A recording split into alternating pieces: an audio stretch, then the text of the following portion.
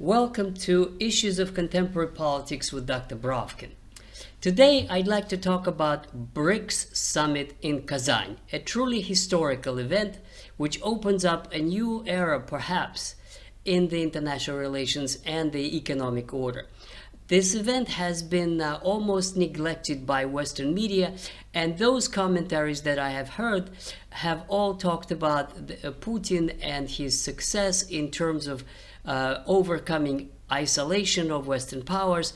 But today I'd like to talk more about the most important aspect of BRICS Summit in Kazan, and that is the economic impact, economic structure of what has been agreed to.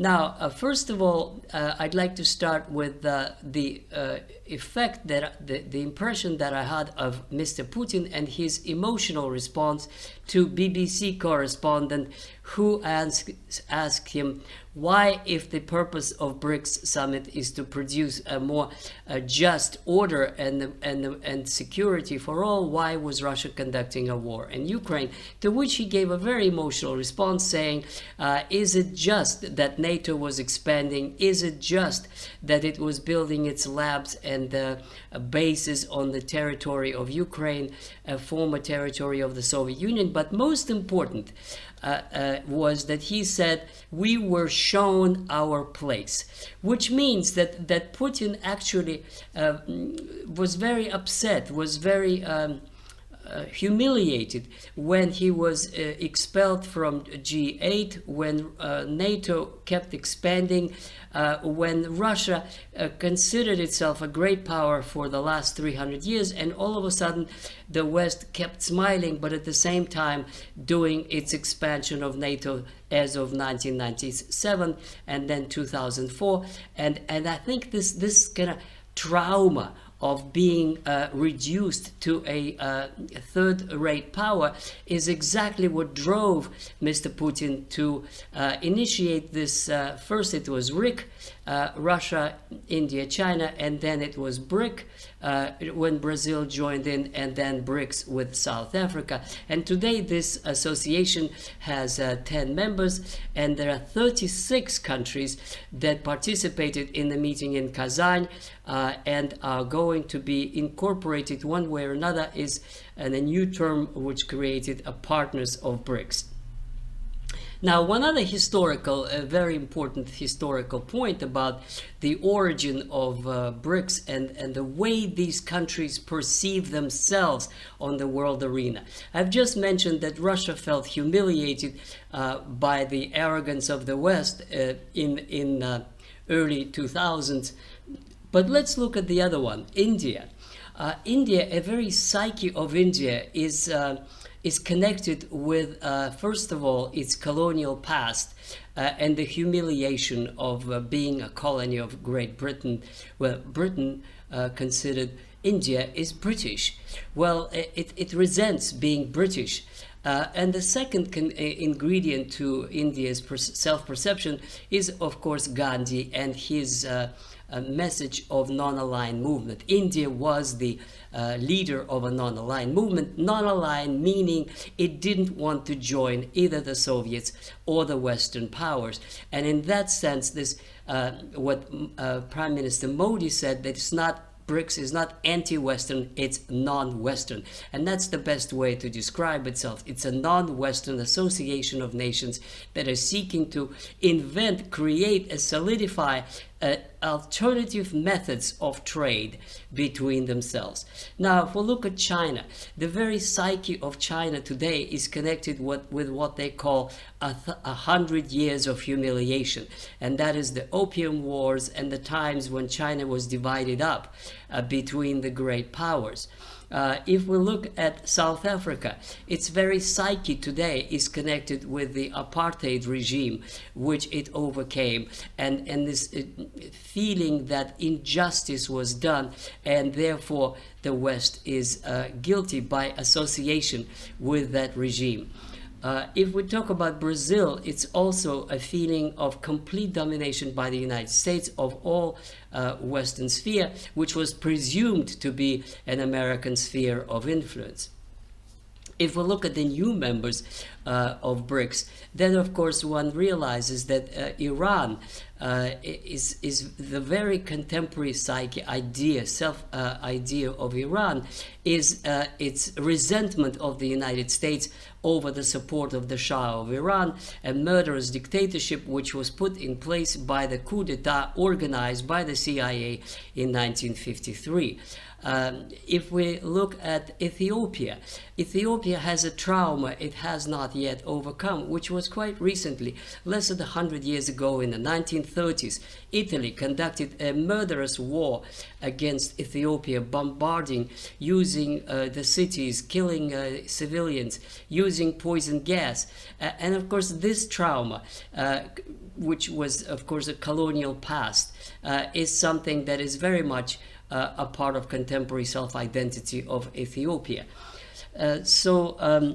The same thing could be said almost about any other country, including Saudi Arabia, which is of course a very rich country now, but in the beginning they were hardly paid anything for the oil that was extracted. Same thing, by the way, in Iran. The British didn't pay anything at all until the Iranians rose up in resistance against this system.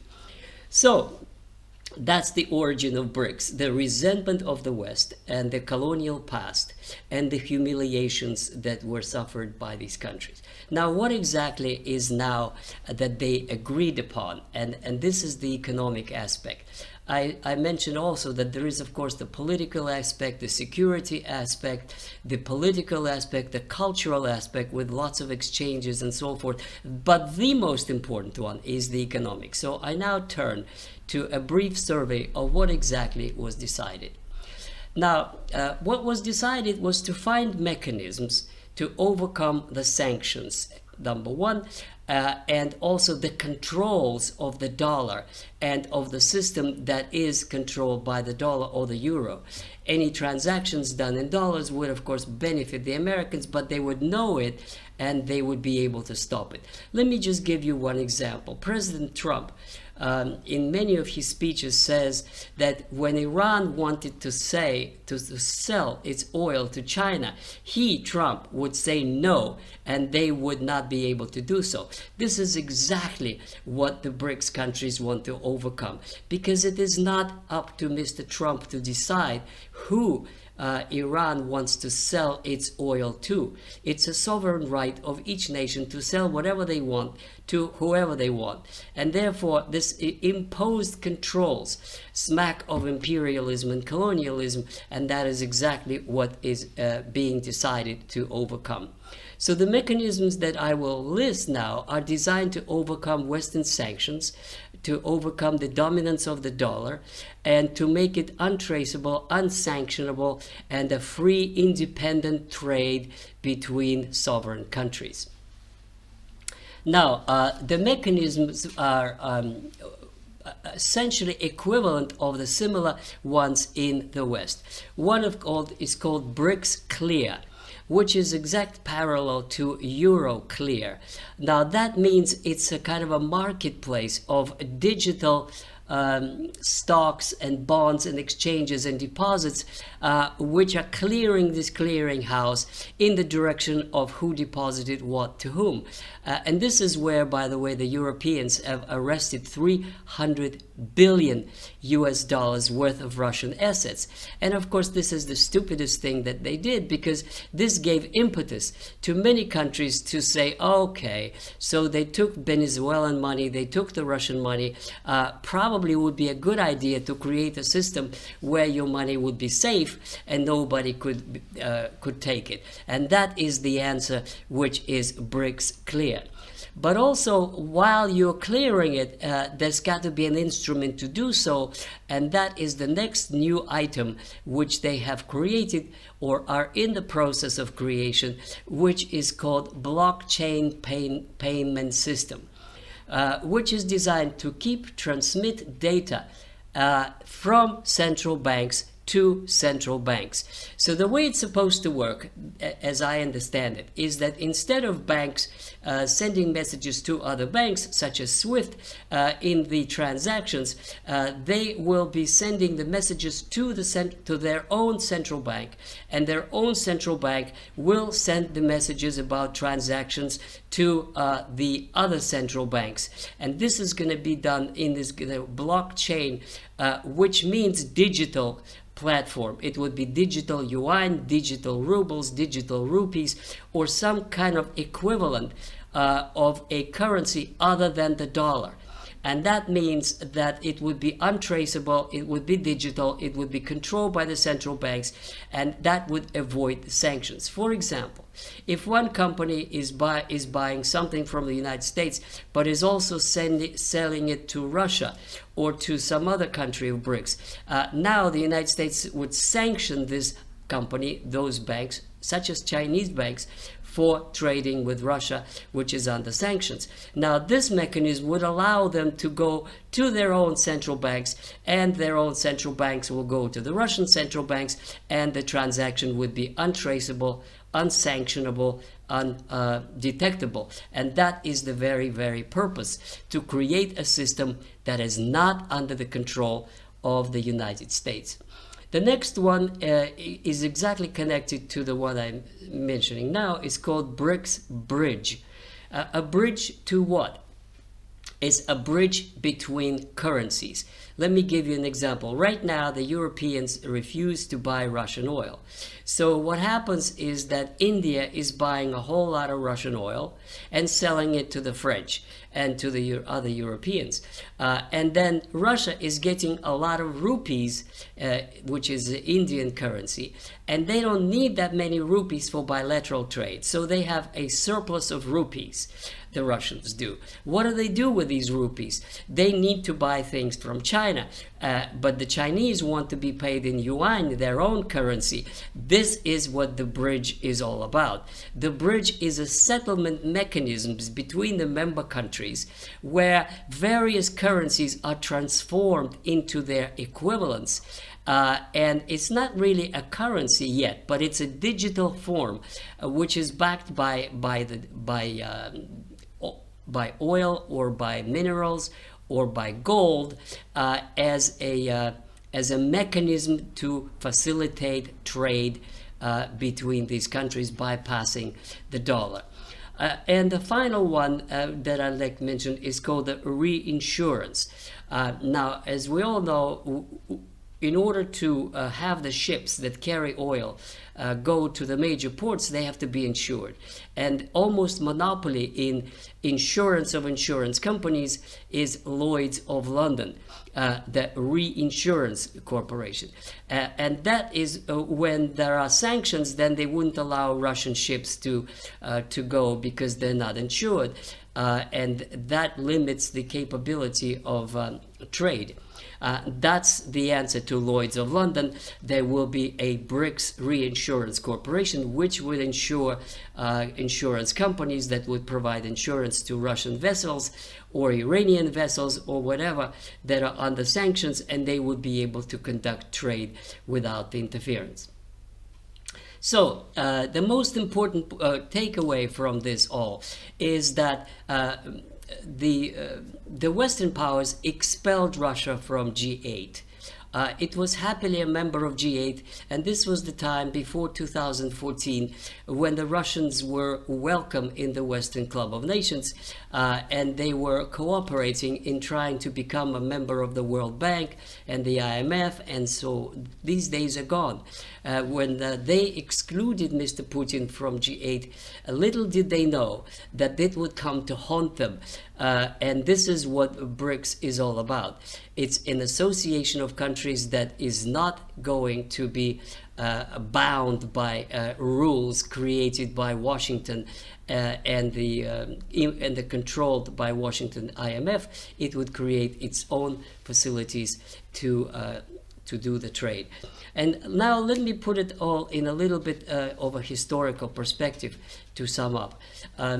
What we have to realize is the center of gravity of world trade, technology, development is shifting to the east. Officially, 40% of the world GDP is BRICS countries as of today, and 47% of the population. Unofficially, it's much, much higher, which is a separate topic of discussion. I recommend that you listen to Jeffrey Sachs, an economist of Columbia University, who basically said that China today produces about double of the commodities of the United States, and it's already surpassed is by GDP the United States. Be it as it may, the point I'm trying to make is that if we look in a grand historical perspective, if we look at the year 1000, this is the time when China had cities of a million or more, when Chinese vessels were going all over the world, especially in Middle East and Africa. And then they just decided to focus on themselves and stopped. But at the same time, if we look at the year 1000, this was the time of the flourishing, the golden age of Islam. This was the time from Cordoba in Spain to Baghdad and India. The huge Islamic civilization had cities full of people, universities, mosques, observatories. It had science, most advanced at that time. It had philosophy, it had poetry, it had a flourishing civilization. Then it all kind of whizzled out, and from the 1500s, the rise of Europe began.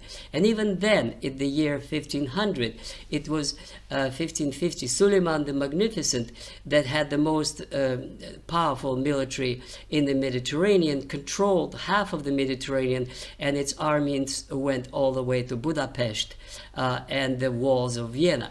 In other words, the Western preponderance in the military and technology and science was a fairly recent phenomenon. It's only the last 500 years. And now the East is coming back. Both the Middle East and Islamic countries, but especially India and China. The pivot of development and development of science, technology, literature, philosophy is going back to where it was 1,000 years ago. And BRICS summit is like one little page in this saga, in this story of the shifting balance of power in the world. Thank you very much, and I hope you subscribe to my channel and examine my various playlists, not only on contemporary politics, but on Russian history, the European history, war in Ukraine, and other playlists. Thank you.